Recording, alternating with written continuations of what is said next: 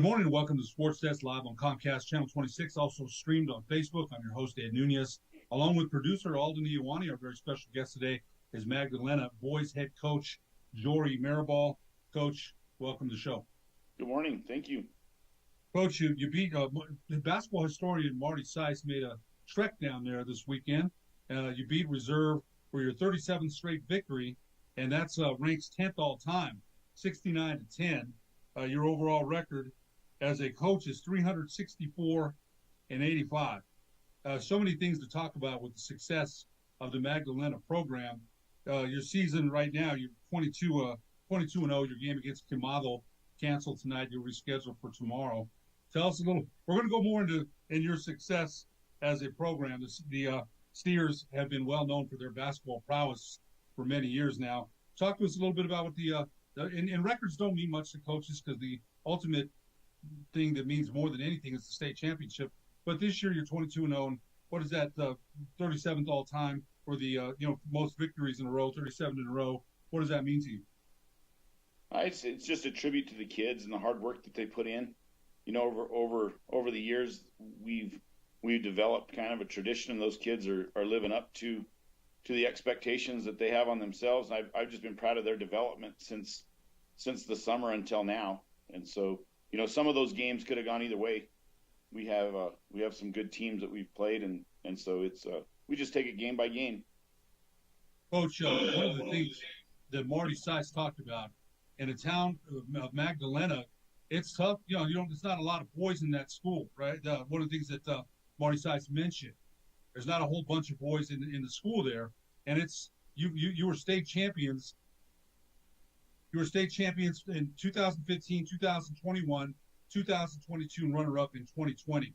That's a lot of success, and you're having success again this season. What do you attribute that to? You mentioned the kids. It has to be the kids. Some of it has to be some guidance from somewhere. What do you attribute that to? I think it's a collective effort. You have to have the kids that are willing to put in the time. You can't do it without them. It's way bigger than just the kids and the coach. You have to have a school that's supportive of doing things for these kids, having good facilities, having an administration that supports you in the things that you do, both in the season and off season. We have a really good group of staff support as far as assistant coaches, all the way down to teachers and custodians and parents that support these boys and give us everything that we need to do that we need to have to be successful. So, it's bigger than one person or just the team itself. It's kind of a collective effort. When you mentioned that, you mentioned the collective. You mentioned custodians. You mentioned down to the custodians. It's a community effort, right? Because they know once the program has had the success it has, you see familiar faces. Success breeds success. It breeds a good feeling around a good program, around good kids, around good coaches, good administrators, the good support you have. And I think you mentioned even the custodians. I think about that because when I'm at Western, I always see this one guy cleaning up after everybody's done.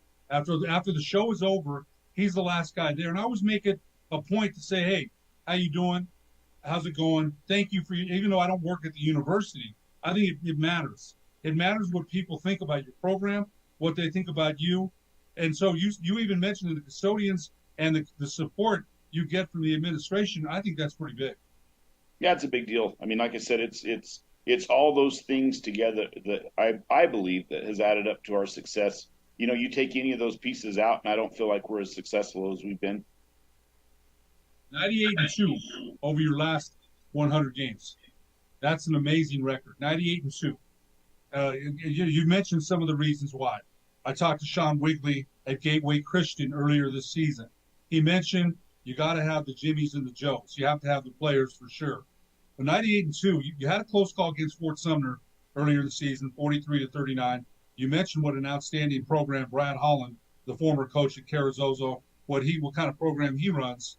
But 98-2 is amazing, and you really don't have time to look back. You don't, because you've got Quemado tomorrow. You have other games, so you can't sit there and say, great job, because the next game matters. But, Coach, 98-2 over 100 games is very impressive. Yeah, thank you. You don't usually take time until you do something like this to even think about it. Really, we strive to be. We talk about being a champion every day, and that's kind of what we talk about. Whether it's the classroom, out in the community, on the floor, practice. Probably my biggest enjoyment every day is right before practice, getting ready for that day and seeing if we can't get a little bit better in practice. And that's what we stress, just the daily stuff. The results kind of take care of themselves. And so we don't really talk about those kinds of things until somebody else brings it up, and then you look back and go, wow, that was pretty neat, that those kids were able to experience something like that together. Well, it takes basketball historian Marty Sykes, who wrote about it in Basketball History of New Mexico. Nice write-up. Him and cameraman Dana Childs came and paid you a visit. That's what we try to do here on the Sports Desk, is give shine to other programs besides 5A. All due respect to 5A and 4A, we have to let people know in New Mexico that the smaller classes play some darn good basketball as well. So we're certainly glad to have you on. One of the things I wanted to ask you about, you were an assistant coach in Guatemala back in the day. And I wanted to know, how did that shape your coaching career? You were also an assistant at Magdalena before you became the head coach. You played at Rama, an assistant at Rama. You coached junior high as well. But how did that shape you in Guatemala, coaching there? Because it's not in the United States. It had to have shaped your coaching career somehow. How did that shape your career? It was while I was serving a full-time mission in Guatemala, and part of our duties was to do service projects, and we would volunteer at schools, and both places that we were had basketball programs that were just starting, and basketball is not a big sport in Guatemala, and so we would take these kids that had a strong soccer background and pretty good athletes, but had never really played basketball before, and so it shaped me from the standpoint of I love the game. I already knew I wanted to coach. I've wanted to coach since elementary school. I've always dreamed of being a coach. And so when the opportunity presented itself at both those schools to help new programs get started, it was a huge blessing. And we had to start from the ground up. And so I had to familiarize myself with how to teach fundamentals to kids that don't even know what basketball is. And so I think that really helped me build a base for how to teach the game and be a true teacher of the game, instead of just kind of molding what kids already bring to the table. And it was a great experience. Those kids got to where they loved the game of basketball, and I loved teaching it to them. And I'll always remember that time with a lot of fond memories. That's a lot of teaching, because when you mentioned that about coaching at that level there's the ground level up, the fundamentals that we think we take for granted now, that American kids play club ball and they do a lot of basketball training, and they know how to play, they know how to dribble. But if you're talking about developing kids that have never dribbled or shot the ball or know anything about it, basketball, right. We know, you and I know what a beautiful game it is, and we love it. We just take it for granted sometimes because we've been involved. I've been involved with basketball for over 50 years. And I have to say, I stopped officiating in 2012, but I started broadcasting. So I know I'm very blessed to still be in the game. I know that. So developing kids from the ground up, they don't know how to dribble. They don't know how to even run. It's different run when you're sprinting down the court. It's a whole different thing of standing on certain areas, understanding the depths and length of the court, the whole thing. The dribbling doesn't come easy. I remember going to Henry Sanchez and Lincoln Galassini camps back in the day about the dribbling, head up, fingertip dribbling, circle eight, all the fundamentals. So that must have been a fun time in your coaching, early in your coaching career, to teach the game from the ground up. For sure. I was very young at the time myself, and I think a lot of those things I kind of took for granted before. But you start getting, 15 and 16-year-olds that have never had a basketball in their hands, and start trying to teach them the game of basketball from the ground up. It makes you have to do some thinking too. And so I think it really provided me an opportunity to share something that I love with some kids that had never had the experience of basketball. And I didn't realize it at the time, but it really helped me build a foundation for my coaching too. I wanted to ask you this too, as far as coaching now, because the COVID, we had to take a step back. Everybody had to take a step back, and there was a couple of pods of five, this and that for a little while. How did that change your coaching approach thank God the kids are back playing. Thank God for that. Uh, thank God mostly everybody's still healthy, but it's a challenge there, right? You have to go to pods of 5, pods of 3. How did that change your coaching approach in the development? You still kept on rolling. You still kept on rolling. How did that change the development of your play, your thinking as far as developing, coaching? That's another test of your skills. How did that help and mold you even to the better coach you are right now? I mean, I think adversity brings out the best in people if you're willing to work through it, and it definitely did for us, not just as coaches but for our players as well. I think it helped them gain an appreciation for things that they have. You take some of the games and some of the bright lights and the things that you generally associate with enjoying a sport away, and just cut back to the bare basics of showing up to a gym, putting kids in groups, practicing fundamentals, trying to get better. And that was our experience. For a long time, we didn't know we were going to even have games. And so for our kids to dedicate themselves to coming into practice, and we had great participation all the way through COVID. We talked about it as a community, coming up with a way to give kids something to do. They don't have anywhere to go in a place like Magdalena except to the school. And so we came up with ways to bring kids in different groups at different times and try to give them a chance just to have an outlet with some of the stuff that was going on with, being locked up inside and not being able to see their friends. And we had really good participation. And I think that carried over into when we were able to start playing games again, that those kids had that love of just the game itself and not necessarily, the championships and the games and the tournaments and all that stuff that you usually associate with when you're talking about enjoying the game. It's important that you had a good foundation. The foundation is already set. That helps. That helps a lot. Success is expected there now, and you're in the midst of it.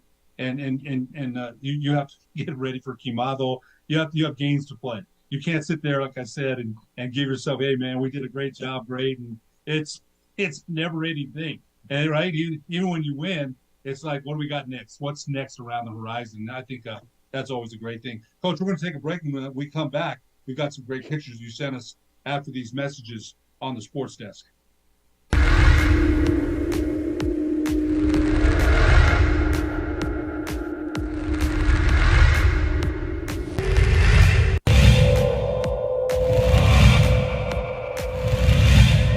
Moyer in transition leaves it for Adams. Thomas fires a 3. Yes, Thomas Adams connects on the 3. He's got 11 points, 43-34. Steal. Coleman underneath, can't finish. Lovato does. That's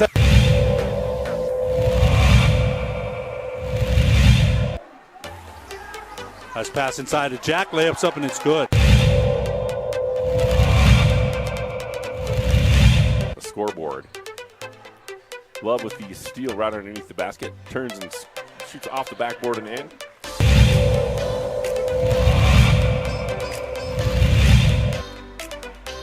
Love 2K game with Martinez. Spin move, and she scores off the backboard.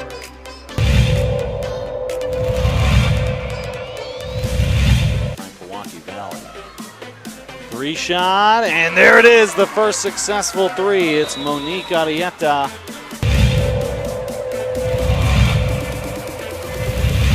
And out to Chloe. An extra one to Wright on a catch and shoot. 3, yes! Audrey Wright on the dish from Chloe Brown. There's Brown underneath. The layup's up and in for Chloe Brown.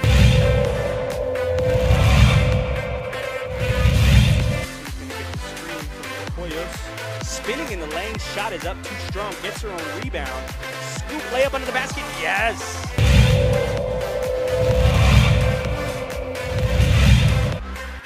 Yates working, spinning middle, that's what he does. Count the basket and a chance at a 3-point play for Yates.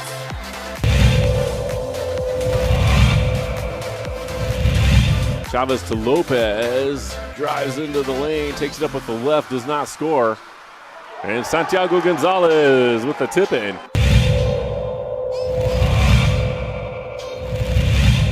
Down with the rebound is Jackson, under 5 seconds. Thrasher's got time, she gets it up to Martinez for the layup at the buzzer, yes! It'll count for Mars Martinez. Excellent fast break execution for West Mesa.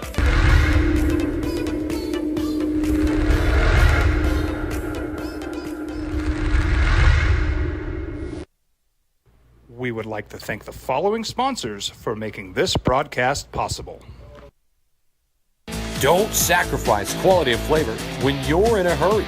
Golden Pride offers ribs, fried chicken, green and red chili breakfast burritos, and Frontier Cinnabons.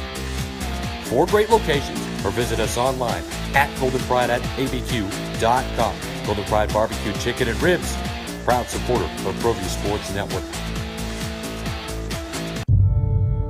We fight the battles no one hears about. We drop into the middle of firefights to rescue others.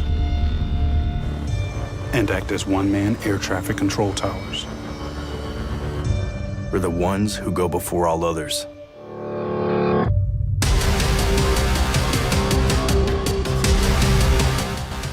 U.S. Air Force Special Warfare are proud supporters of ProView Sports.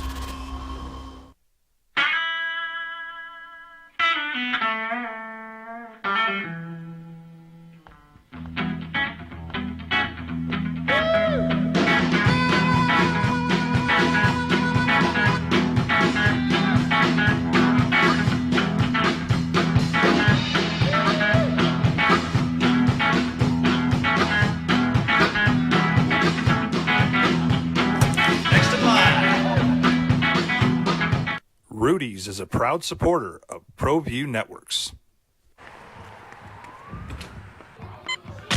These are more than just the sounds of a safe place to go after school. These are the sounds of interest being ignited and of mentors making an impact. At Boys and Girls Clubs, we don't do just one thing. We do whatever it takes to meet the needs of every kid who comes through those doors. Because whatever it takes is what it takes to build great futures. Great futures start here. As a mom, I try to make the best choices for my family and our health. That's why I choose Western Sky Community Care. It's a Medicaid plan with quality health coverage and special benefits like Boys and Girls Club membership credit, additional dental benefits, and wellness and support programs. I decide which Medicaid plan is right for us. I choose Western Sky Community Care. Learn more about Western Sky Community Care by visiting discoverwesternsky.com today.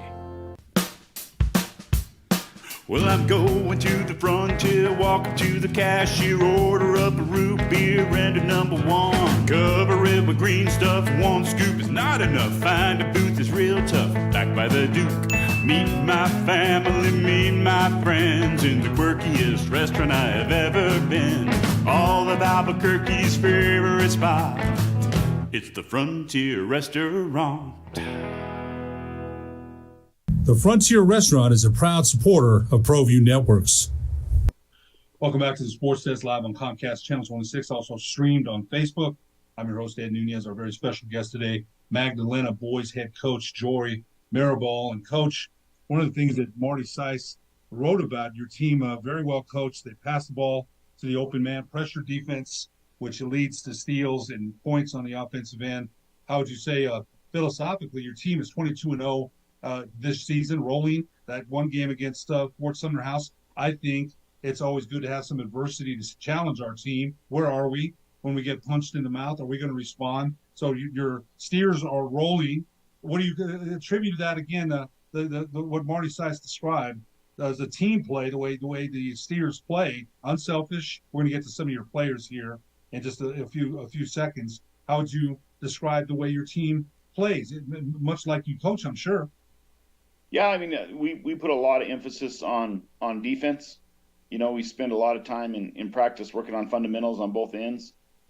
People that have visited our practice before are a little bit surprised at how little time we spend running offensive sets. Of course, we have sets, but, you know, we spend a lot of time just talking about fundamentals, breaking things down in 2-on-2, 3-on-3 drills, getting familiar with each other. The kids will talk, you know, anytime anybody talks to our kids, they talk about the chances they've had to play with each other since kindergarten, first grade. And so they kind of develop that bond that carries over from off the floor onto their play together on the floor. It's just an extension of what they are. Some great pictures there that you sent us. You know, you also got to coach Jackson, Jarrell, and Joran, your boys, your sons played for you. Jordan is playing, you said in West Virginia, I believe. Your son's Southern playing? Virginia. Yes, Southern sir. Virginia. Those some great pictures you sent to us. Talk a little bit about what it was, thrill to coach your son, share some championship experiences. One of them was on the runner-up team in 2020. There's a great picture of one of these state championships there. Talk a little bit about it, what it was to share that experience with your sons. You know, it was a blessing that you don't really ever count on. You know, I like I told you earlier, I've wanted to coach my whole life, and I started coaching before I even had a family. And so then as your sons come along and they're born, you hope they want to be a part of the game that you love. And then as they start to get older and you can start to see that they are going to want to play, you know, you're not sure where that's going to take them. And then they end up being part of developing a program like we've had here, a big part of it. It was a huge blessing as a coach, obviously, but then to share that experience as a family made it just that much more special. That's something, a tie that never goes away. Always it'll always be talked about long after we're 50 years from now. They'll still be talking about it with their kids and their grandkids. Championship bonds. Bonds complained for my dad. My dad used to say, those things never go away. And I have those memories with my son. Coach, we're going to go over some of your games this year. Beating Alamo Navajo 57-18, Clovis Christian, Jal 53-34. Close one against Farwell, 48-37 in the Texaco tournament. Tahatchee 60-45, 22-0 on the season. We're going to go over your last couple of games here. We don't have time to go over them all. Reserve 78-9. Tularosa 63-25, Anima 64-2. Sounds incredible, but that's the score. Cliff 69-44, and of course Cliff, they've had some great success in the past. Quemado, you've already beat them 66-17 in your last game against Reserve, 69-10. You averaged 61 points on the season. You've hit 113 3-point shots. Tell us a little bit about your team. Deshaun Vineyard averaging 18 points a game. Also 5.9 rebounds per game. Kale Stevens is at 12.7 points per game. Jeffrey Studeville, I was interested in this stat, 7 points and 7.4 rebounds per game. That tells me something about that kid, right? That's for sure there. Joseph Zamora, 12 points a game. He's hit 33s on the season. Deshaun Vineyard has hit 33 threes for you. Talk a little bit about your squad, your team this year. So, in the past, we've actually been more of an outside shooting team than we are this year. I mean, I think if you go back and research a little bit of our history, our teams have traditionally had some really good shooters. This group, we have a lot more size than we're used to playing with, and we've been really working on our inside game and developing that kind of an inside-out approach. The nice thing is I have 3 kids that are around 6'5" that can step out and shoot the ball as well. But we're not relying on that being a key part of what we do. You know what's cool about this group is that all of them are willing to do the dirty work. There's not a single player out there that thinks of themselves as a one-dimensional player. Every single one of them is willing to get down and dirty and get after loose balls and get rebounds and set screens and make the extra pass. When you get 5 kids on the floor that are all willing to do that for each other, it makes basketball pretty fun. Physical hustle. Everybody there's a lot of people that won't take the charge. They want the glamour of the game. They think the game owes them something. We've seen that. And I think you describing your team the way you do, there's not anyone that won't do anything that's not asked of them. Everybody pretty much will do that dirty work. It takes dirty work to win championships sometimes. It's not going to show up in the stat that I took a charge or I dove for a 50-50 loose ball. We got another possession. Those are the things that win championships.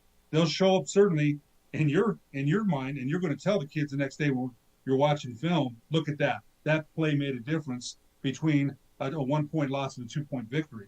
Those things tip the tide. That's the reason you can say the Steers have had the success they've had. I'm sure that's everybody buys into it. Everybody wants to succeed.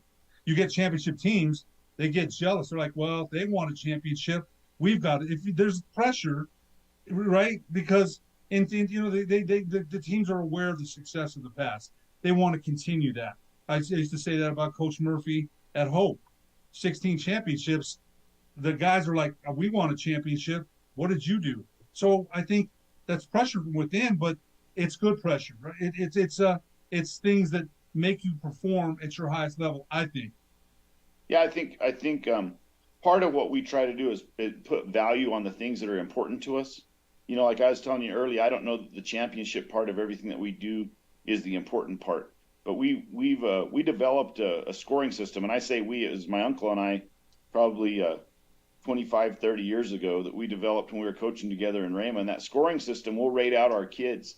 And the funny thing they learn is that a deflection on defense in our scoring system gives them the exact same points as a 3-point shot made or a dunk.